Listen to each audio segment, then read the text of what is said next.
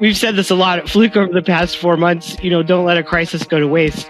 That we're looking at ways to improve the business all the time. And this is just another opportunity. Probably the most interested in actually learning about the trade nuances than ever before. Before we get started with the show, here's a quick word from our sponsor, Global Training Center. As trade compliance professionals, you want to make sure that your procedures and documentation are completed as correctly as possible to avoid any delays and possible fines. We provide a range of trade compliance courses that will fit your needs. From in-person or web training to recorded on-demand courses, we can train one or even thousands on your team through your learning platform or on our portal. We can even customize a private session for your team. Go to globaltrainingcenter.com to find out more. Hi, everyone. Thank you for joining us. Andy is on his way. This show is a little different. We normally do a show where we'll have like a legal consultant or just a trade consultant that might be on here, or maybe someone that did software, stuff like that.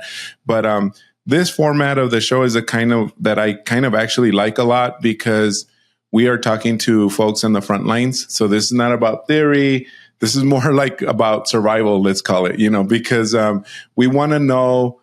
So we took who is normally our listener and we brought them in and put them in front of the camera. So that's pretty much what we're doing. And really like these two folks that we've talked to that we have on the show. We've had both of them on the show. We had Ryan Bennett before. If y'all recall, he had that cool ugly Christmas sweater with the HTS classification. And then his coworker, and we'll talk a little bit about that right now, Trang, we had her on this special live recording that we did at ICPA in the fall, where we call that show Duty Calls, which, by the way, we're going to do another version of it in the fall for ICPA. That one that we did in the first time around, version 1 of it, was more about mentoring and, how do you create a culture? So this next version will be a little different. It'll be, I think, a little bit more like what we're doing today right now, which is a survival type show. How do you survive and deal with different things like that? So Trang and Ryan, thank you all for joining us. And almost at the last minute, thank you all, also for being so flexible and working with us on our time frame. But welcome and thank you for coming on our show, Ryan and Trang. Thanks for having us. Yeah, thanks for having us. Hey, let's get started then. So before we get into like all the digging in and I'm just curious, I guess. I can't be in your shoes, unfortunately. Well, fortunately. Yeah, fortunately I can't be in your shoes. Let's say that. But let's get started with like just a question. Like, I'm real curious is at this point, of course, aside from the big shock that we've had, obviously with the new administration, but at this point, is there still anything like about your jobs or your work that surprises you? The passage of time. Yeah. I think the passage of time has been big. I was talking to my boss this morning and I was like, was that tariff just last week? Was that announcement just like 3 weeks ago? The last 4 months has felt like years to us for sure. Especially the pace that we've been having to move at. Yeah, it actually reminds me a lot of like the new parent time, where it seems like the days go by very slow, but then you blink and it's been 6 months, and we're dealing with like the thick of it every day, but then all of a sudden you turn around and it's only been since January that we've been dealing with. It seems like it's. I know it's 4 months almost, and it's crazy. Yeah, I mean, I hear that a lot. I'm just curious how you all are getting through this and how life is treating you with that. And so I guess what is like in that vein, I guess let's talk about that. I mean, what is the reaction of your team when you when you go to them and it's like, okay, So I sat there, and I'm assuming, y'all being in the upper management. Oh, by the way, let's benchmark this also. Today is Monday, June the 2nd, for one. So if we happen to talk about any laws or rules or regulations, it's as of today, but we're not. That's not the purpose of the show. This is more in dealing with those rules and regulations, but just in case. And secondly, I failed to mention. Trang is part of a company. It's actually a corporation called Fortive, and underneath Fortive, there's several business units, and Ryan is one of those, and he's part of Fluke, and so that's why we were able to have both of them on here, because it's not like they're sharing or competing against each other or anything like that. So, they're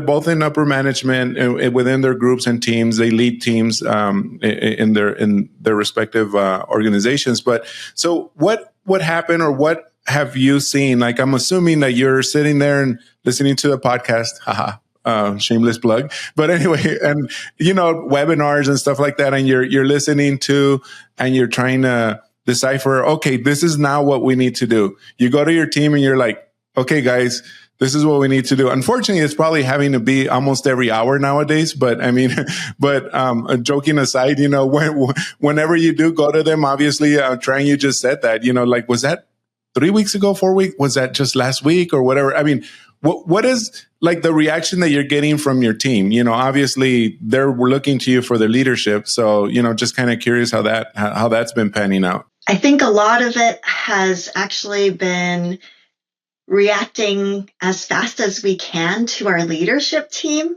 Unfortunately or fortunately, it's not just podcasts or different trade groups or regulations coming out now. Regular media and social media has made tariffs front and center for everyone. And Ryan and I get to translate to our businesses, hey, did that actually impact us? And is that a material impact, or is it not? And it's a lot of reactive right now to, like, what's this next? Okay, what does that mean for us? How impactful is this? Is this like we need to do something today impact, or is it we have a couple weeks or months to implement something? Can we ride out the storm type of impact? Understanding that. And Ryan can tell you more about this, but I just got to spend a week with him last month with the Fluke team, really diving in and deciding, like, okay, here are the different tariffs. What are we going to do? How are we going to manage this? And it was an intense week too. Yeah, I think that's kind of like a big difference in this, maybe this round of tariffs versus, the last ones we dealt with in 2018, is that there's so much more news and mainstream news coverage. And what we're used to dealing within our trade teams with everybody who knows the language and knows what the tariffs mean and how they're collected and all of that. And this time around, we're dealing with, executives who are reading something in the news and bringing it to us. And like Trang said, acting from kind of a reactive place rather than, being able to be on top of things and write an executive summary before our CEO hears about a new tariff. It's they're coming to us with, this was on the news today. What are we doing? Does this affect our business? And it kind of takes away that first pass at, getting together with our teams and coming up with a response. And so in ways, I think the timeline's just been really accelerated with the amount of media coverage and the, amount of people from different parts of the company. Right. And okay, so that's one aspect of who you need to communicate with, your team, because odds are they're going to understand what you're talking about. They know, okay, all hands on deck. Let's do this. Let's implement that. Oh, I know how to do it. They'll come up with ideas, stuff like that. But they get it. I mean, it's like I've always been saying on this show, and I've been, and to our clients, I mean, indirectly, we have consulting clients, and we have, of course, our training, the core of our business, our training clients, that we try to tell them, we're not here to tell you how bad this law was, or what the heck is he doing, or hey, he did a great thing, or et cetera. We're not here to, do that. We're here to teach you how to deal with a situation, which I'm sure, again, like, because your team is there, what good is it going to do if you start like saying, what is he doing? He has no idea what he's doing with tariffs, et cetera. That doesn't matter. You still need to deal with it, right? So there's that group. They'll understand. So now let's go to the other group. So like, do you all have a responsibility of like updating and giving them an update to the other part of the team? Like, let's say, sales. That's probably the worst one, I think. I don't know why, but I'm thinking salespeople are the ones that, not the worst talking to them, but they're the ones that are having to deal with this the worst. That's kind of what I meant. I didn't mean that they're bad people. Yeah. No, it's definitely having a large impact. And I'm sure like they have to explain to the clients why all of a sudden the price might be going up, why it's going up. I don't know, maybe even procurement now is telling sales, dude, the quality of it's still the same, but we're using part A versus part B because we had to source differently or anything. I mean, like, are those conversations going on, or how's that happening with your teams? Yeah, those conversations are definitely happening at Fluke. And, I'd say you mentioned procurement. I'm in 3 meetings a week now with procurement, whereas I used to talk to them, maybe every couple of months, and sales and engineering, because we are making moves, looking at different countries to source from, and sometimes that's with the same supplier, sometimes that's with a new supplier. So when you get into making these changes, everything's got to be run back through the engineering team to make sure, if you're replacing a part with another part, that it's going to perform the same from a different supplier. And that, that's a whole process of getting things qualified before you can change sourcing. You can't just snap your fingers and say, hey, we used to get all this stuff out of China and now we're going to get it somewhere else. And in the environment we're in now, there's no guarantee that moving it out of China to somewhere else is a better plan right now either, because, the next country could pop up next week with high tariffs. And it's really it's really been a balancing act of we need to act fast enough that we're not, that we're helping the business out, but not so fast that we get ourselves into a situation that's worse than the one we got out of. And I think that's been the big challenge for a lot of us, is trying to advise the business on those things without becoming reactionary and talking them into a change that's going to make things worse than it was before. Yeah, we generally have been pushing changes that are durable and make sense regardless of whether or not tariffs are in place and what countries they come from. And hopefully that's helped our sales teams a little bit, explaining changes in the business. Of course, it's been hard for them. I can only imagine trying to convince a customer that costs are going up, or, lead times may be a little bit longer because sourcing is changing.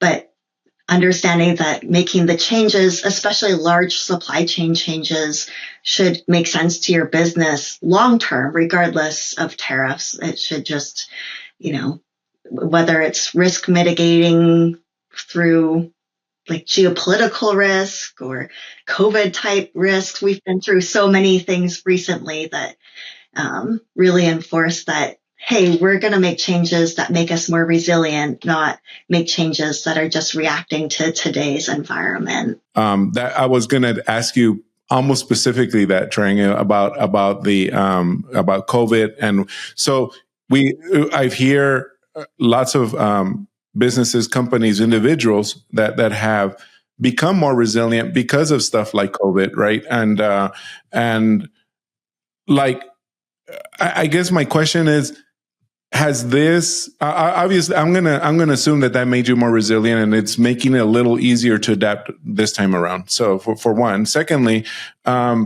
What have there been any surprises? Like, oh my goodness, man, this is better. You know what I mean? Like have you found that, I never thought of it that way. Maybe by doing this or sourcing this or even bringing it in domestically, I don't know. Of course, I'm not going to ask for any trade secrets or anything that y'all may be doing, but have there been any surprises, pleasant surprises, let's say? There always are a few smaller pleasant ones where it's like, we've always done it this way. And I'm like, well, if you did it the other way, you would save money on shipping and it would be better for our sustainability teams on our carbon footprint and a whole lot of other things that forces the business to kind of reevaluate how we do things and make sure that, it's just not because it was the easiest way to set up originally, which, we all fall into. The path of least resistance is usually the first one we take. So. We had a guest on the show for our news segment for the show earlier this week, and he said that his clients are mostly saying that they can obviously deal with tariffs. I mean, we just talked about that, right? We need to deal with whatever it's put in front of us and work through it and have. But what they can't deal with, or is hardest to deal with, is the uncertainty of what's going to happen. It's something's going to turn on a dime sometimes. Literally, sometimes it is. As of today, what is today? Monday. We're still not 100% certain about what's going to happen with the aluminum and steel on Wednesday, correct? But it could drop that day, and you have to deal with it that day. Yeah, and that's been the big challenge of this whole tariff mess, right? And when you think back to the Section 301 tariffs in 2018, we had months of Commerce doing their study, releasing the results, public comment period. We knew the first list of products that were going to be affected and when that was going to happen. And then we get to 2025 and it's, there's a new tariff. It starts tomorrow and hope you can figure out how to deal with it. Is the world that we're living in now. And it's, and I think dealing with the tariffs and the increased cost is one thing, but we pretty much went straight to embargo overnight with China, right? Because once you get over, 80, 90, 100% tariffs, you're not just looking at increased cost, you're looking at it's not worth it to import anymore. And I think that's been the huge challenge in dealing with this round. Being sure of your core competencies, making sure that you have the data and being confident in the data that you have, right? Understanding that your HTS codes are correct, that your country of origin codes being declared are correct, like really focusing in on making sure that we have the correct data so that we report the right things to the business is the best that we can do and what we really need to focus on.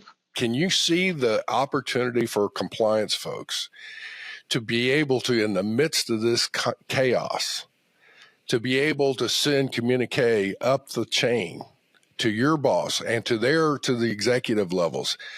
Hey, gang, it's going to be okay. We've got some good opportunities. If you are wondering what's going on, it may be worthwhile having a roundtable discussion where we can bounce a few things off of each other to see if we can come up with a solution for certain things that may be impacting us.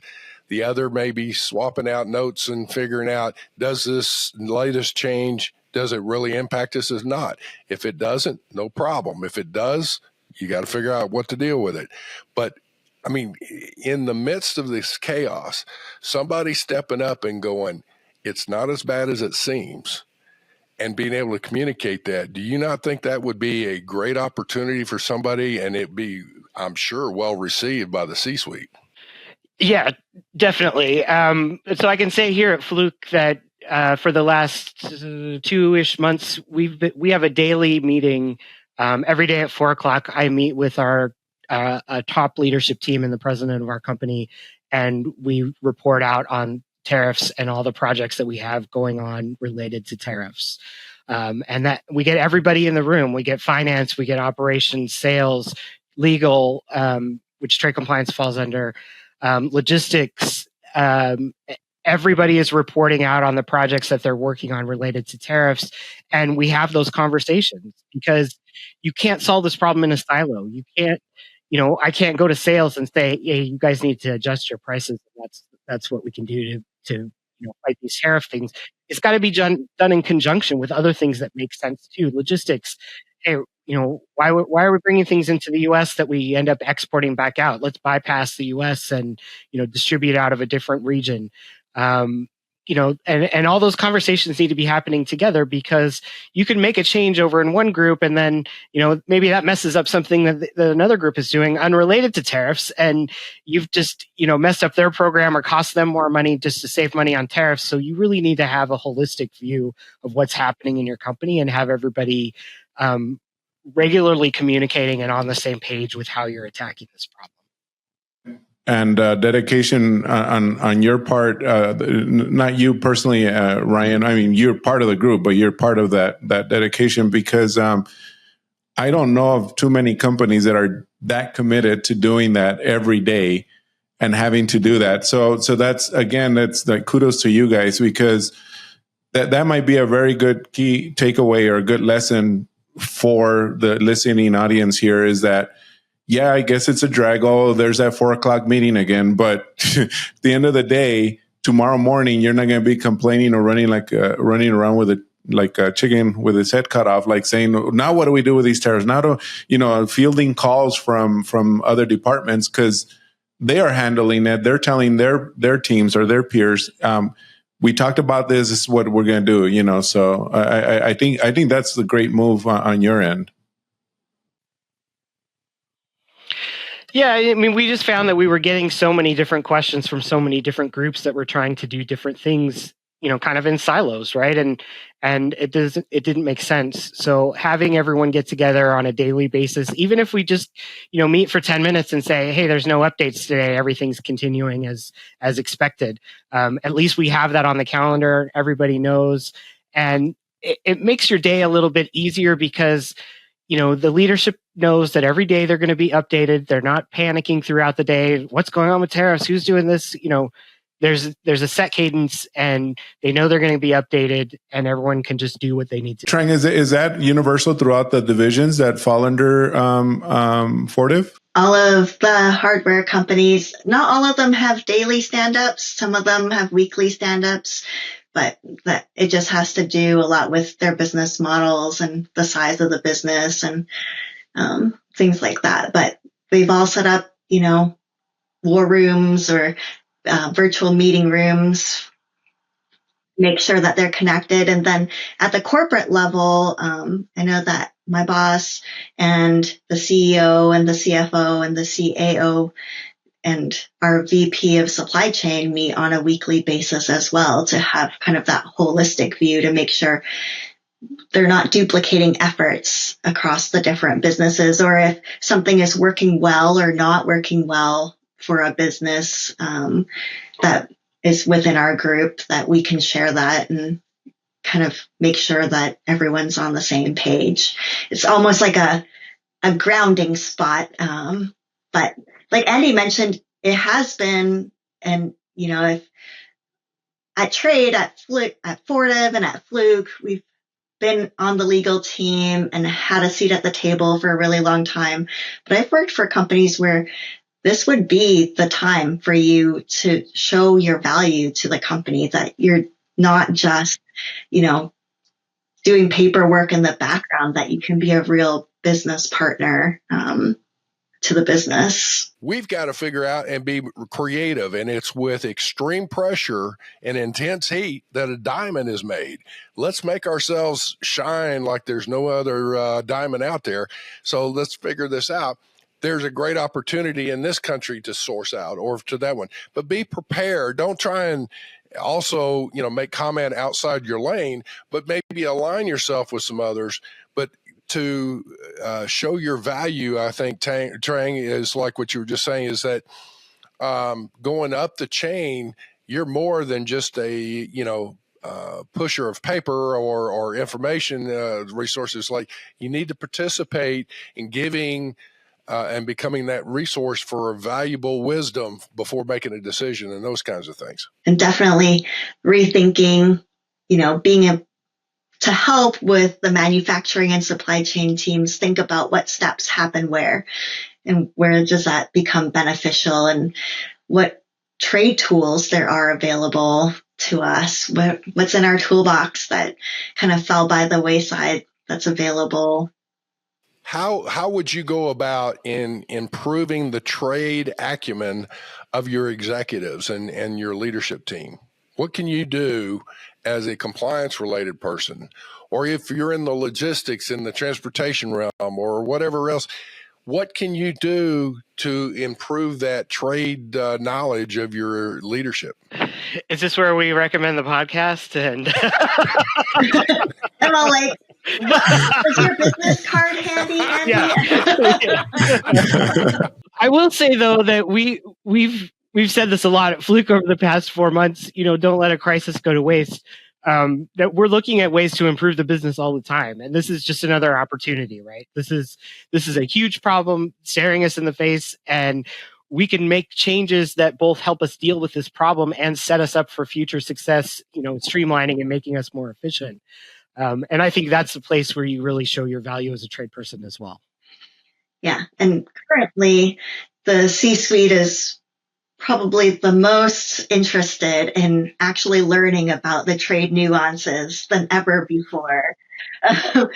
Making it relatable to them, giving them good examples. We don't see their eyes glaze over when we start to talk about things like HTS codes and country of origin anymore. Everybody's very interested. If anything positive has come out of all this, I think, we've kind of pushed our way into some new rooms and gotten some seats at some new tables and, really tried to show that value and bring some creative ideas. Stuff that we don't get to do all the time, right?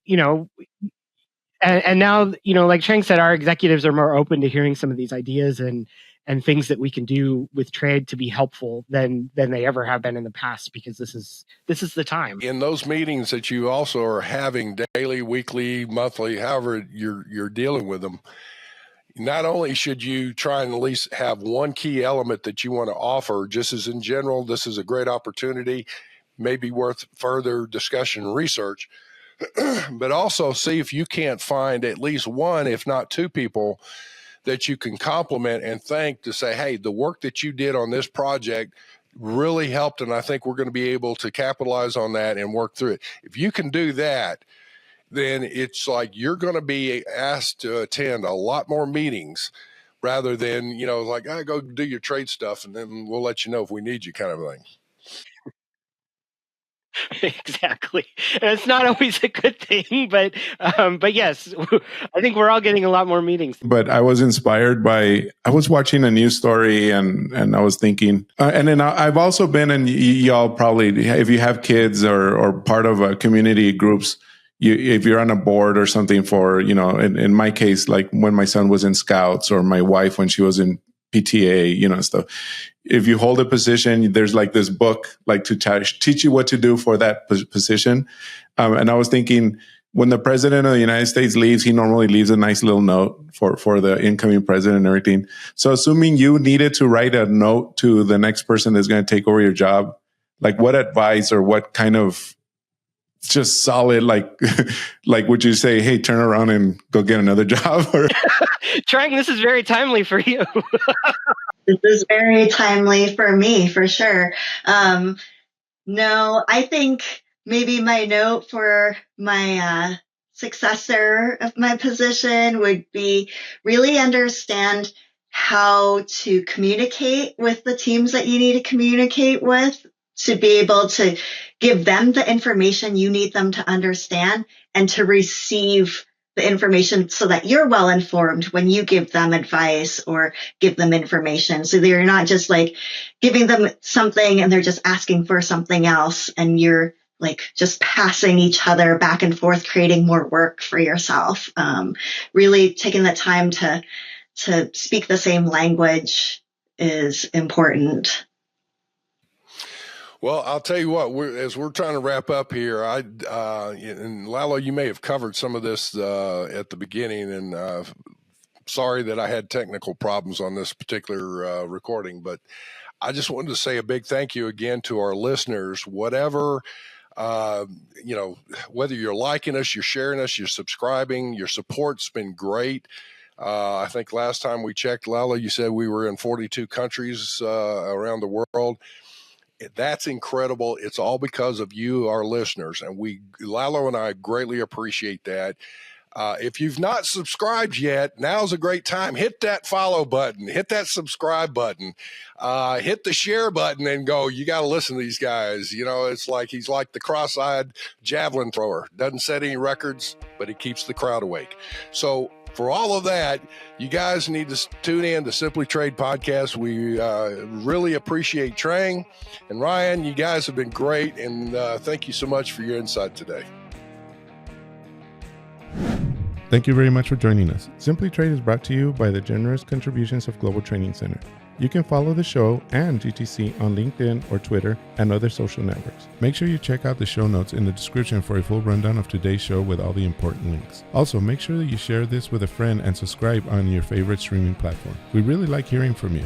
If you enjoyed the show, make sure to rate and review wherever you listen to this podcast. If you or someone you know would like to be a guest on the show or would like to sponsor Simply Trade or suggest any topic you would like for us to discuss, please contact us via email at simplytrade@globaltrainingcenter.com, or you can DM us on Twitter at simplytradepod. Thank you again for the privilege of your time. Happy trading. Simply Trade is not a law firm or an advisor. The topics and discussions conducted by Simply Trade hosts and guests should not be considered and is not intended to substitute legal advice. You should seek appropriate counsel for your own situations. These conversations and information are directed towards listeners in the United States for informational, educational, and entertainment purposes only and should not be substituted for legal advice. No listener or viewer of this podcast should act or refrain from acting on the basis of information on this podcast without first seeking legal advice from counsel. Information on this podcast may not be up to date depending on the time of publishing and the time of viewership. The content of this posting is provided as is. No representations are made that the